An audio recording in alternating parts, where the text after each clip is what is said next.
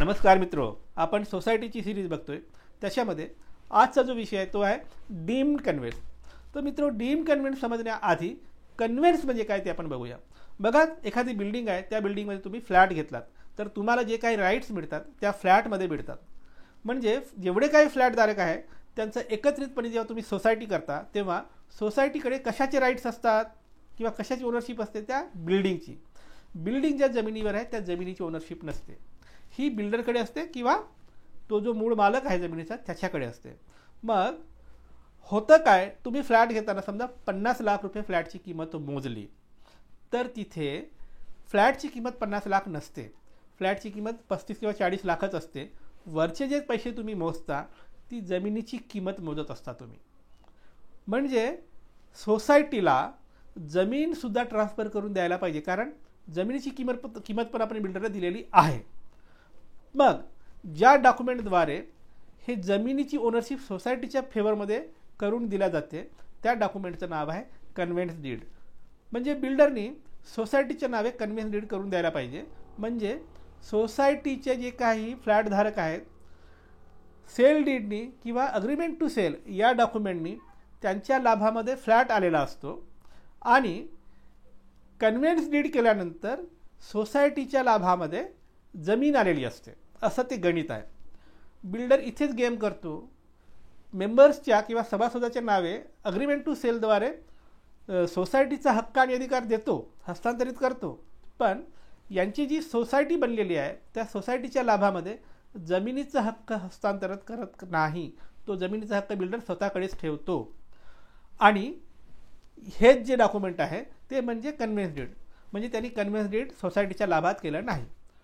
Builder जर हे करून देत नसेल तर मग तुम्ही स्वतः DDRकडे अर्ज देऊन डीम्ड कन्व्हेन्स करून घेता. आता डीम्ड कन्व्हेन्स म्हणजे काय? बिल्डरनी स्वेच्छेने जर जमिनीचं मालकी हक्क सोसायटीच्या लाभात हस्तांतरित केलं नाही तर DDRकडे जाऊन बिल्डरच्या ॲब्सेन्समध्ये परस्पर ही जमीन सोसायटीच्या नावे करून घेणे म्हणजे डीम्ड कन्व्हेन्स.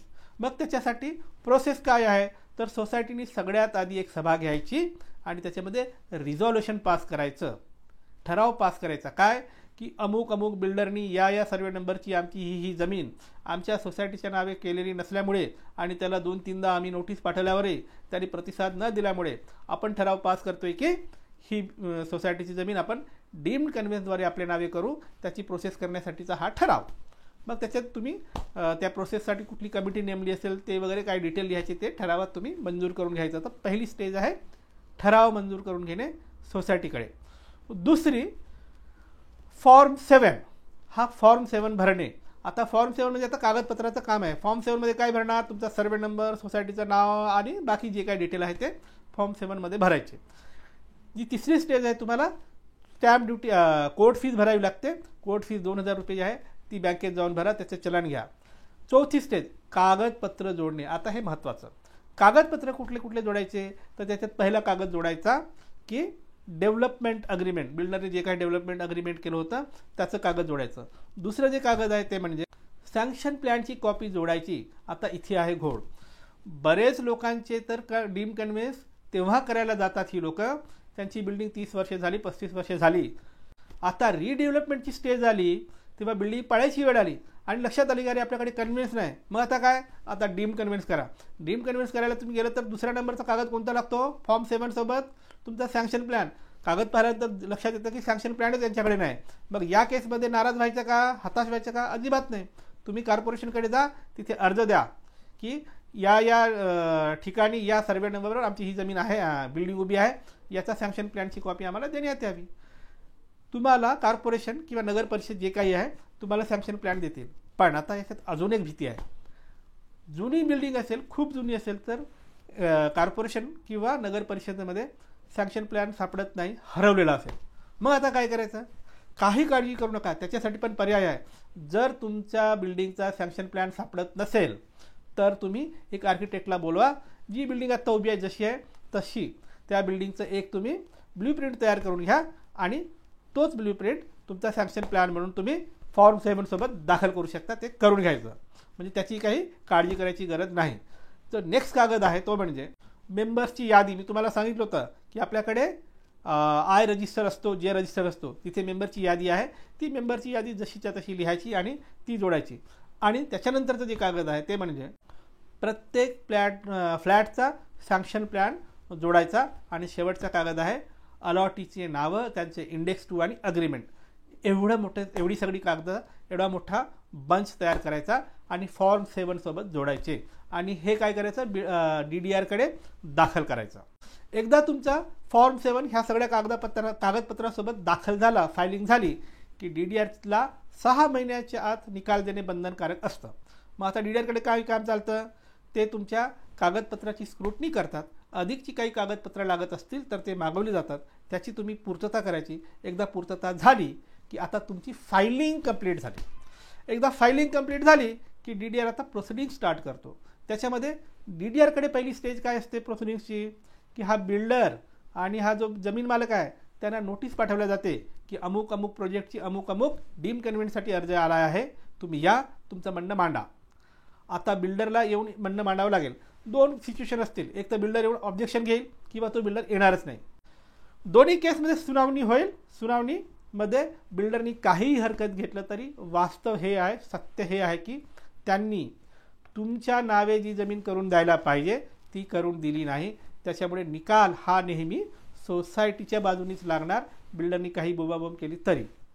त्याच्यामुळे निकाल तुमच्या बाजूनी लागेल. आणि जर बिल्डर आला नाही तर त्याच्या अनुपस्थितीत एक्स पार्टी निकाल हा तुमच्या लाभामध्ये लागतो. कधी, सुनावणी घेऊन. तर ही झाली सुनावणीपर्यंतची प्रोसेस किंवा स्टेप. आता याच्यात अजून एक छोटीशी गोष्ट आहे, ते म्हणजे DDR कडे जो काही निकाल लागतो त्याला अपील करता येत नाही, अपील करण्याचा अधिकार नाही. कुठल्याही कोर्टात या निकालाला अपील करू शकत नाही. जर करायचंच असेल तर त्यांना रीट पिटिशन दाखल करावी लागेल, तर तो एकमेव पर्याय त्यांच्याकडे असतो. तर हे सगळं झालं तर आता काय, निकाल तर तुमच्या सोसायटीच्या बाजूने लागला आहे. आता तुम्ही DDR कडे कन्व्हेन्स डीडचा ड्राफ्ट तुम्ही सादर करायचा. त्या ड्राफ्टमध्ये फर्स्ट पार्टी म्हणजे ज्याच्या लाभात ही जमीन आली पाहिजे ती सोसायटी असेल, आणि सेकंड आणि थर्ड पार्टी बिल्डर आणि जमीन मालक असणार. तर हा तुम्ही जो ड्राफ्ट आहे कन्व्हेन्स डीडचा तो DDR कडे दाखल करायचा. तिथे सोसायटीच्या वतीने तुमच्या सोसायटीचा जो काही अथॉराइज मेंबर आहे ते सही करतील. आता बिल्डरच्या वतीने, बिल्डर नाही आहे, डीम कन्व्हेन्स झाला आहे, त्याच्या ॲब्सेन्समध्ये झाला आहे किंवा त्याची संमती न घेता त्याचं जे काय म्हणणं आहे ते नाकारून हे तुमच्या लाभात झालं आहे, तर मग बिल्डरच्या किंवा जमीन मालकाच्या वतीने सही कोण करणार, तर DDR सही करणार. आता हा जो काही डॉक्युमेंट आहे तो तुम्ही सब रजिस्ट्रारकडे नेऊन नोंदणी करून घ्यायचा आहे. आता इथे एक छोटंसं डाऊट येते, इथे एक छोटीशी शंका येते. ती शंका म्हणजे की DDRनी जी सही केली ती चालेल का? हो चालेल. DDR हा गॅजेटेड ऑफिसर आहे. बरं, DDR सब रजिस्ट्रारच्या ऑफिसमध्ये नोंदणी करण्यासाठी येणार का? अजिबात गरज नाही. गॅजेटेड ऑफिसर आपल्या ऑफिसमध्ये बसून सही करू शकतो, ती सही चालते. त्याच्यासाठी ते एक ॲडिशनल पत्र देतात की मी एक गॅजेटेड ऑफिसर आहे, मी माझ्या ऑफिसमध्ये बसून या कन्व्हेन्स डीडवर किंवा डीम कन्व्हेन्सवर मी सही केली आहे, ती ग्राह्य धरण्यात यावी, असं एक सोबत पत्र देतो. तर सही केलेला ड्राफ्ट, DDRनी दिलेलं ते ॲडिशनल पत्र, हे सगळे घेऊन तुम्ही कुठे जाणार?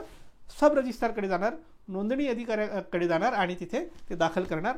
पत्र बघणार, नोंदणी अधिकारी तुमचं दस्त नोंद करून घेणार. दस्त नोंद करताना ते तपासतात की तुम्ही स्टॅम्प ड्युटीवर काही कुठे कमी भरली आहे का ते चेक करतात. ते त्याच्यात जर काही तफावत आढळली असेल तर तुम्हाला सांगतात की ही तफावत आहे, ॲडिशनल भरून टाका, ती स्टॅम्प ड्युटी भरायची.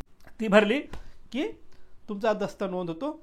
तुमच्या सोसायटीच्या नावे नवीन एक इंडेक्स 2 बनतो, तो म्हणजे जमीन हस्तांतरण केल्याचा इंडेक्स 2 बनतो आणि हा कन्व्हेन्स डीड तुमचा नोंदणीकृत दस्त बनतो. आता इथे दस्त नोंदणीची प्रक्रिया पूर्ण झाली, पण अजूनही 7/12वर तुमचं नाव येत नाही किंवा प्रॉपर्टी कार्डवर तुमचं नाव येत नाही.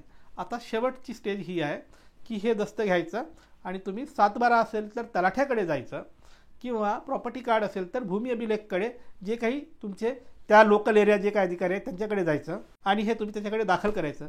हे दाखल केलात की त्या आधारे, या नवीन इंडेक्स 2च्या आधारे 7/12वर किंवा प्रॉपर्टी कार्डवर सोसायटीचं नाव भोगवटादार किंवा मालक म्हणून चढवलं जातं, त्याचं म्युटेशन होतं, तुमचं नाव 7/12वर येतं आणि इथे तुमची पूर्ण प्रक्रिया संपते.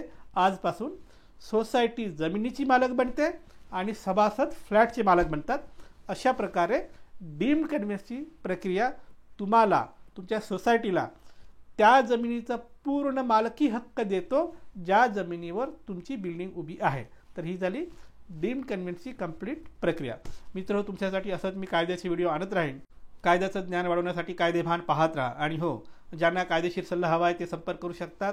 माझा नंबर तुमच्या स्क्रीनवर दिसतोय, पण थेट फोन करायचा नाही. ज्यांना काम आहे त्यांनी नाव, गाव, जिल्हा आणि जी काही केस आहे ती माहिती लिहून व्हॉट्सअपला मेसेज टाका. तुमच्या केसमध्ये मेरिट असेल तर मी तुम्हाला सल्ला देऊ. बाय.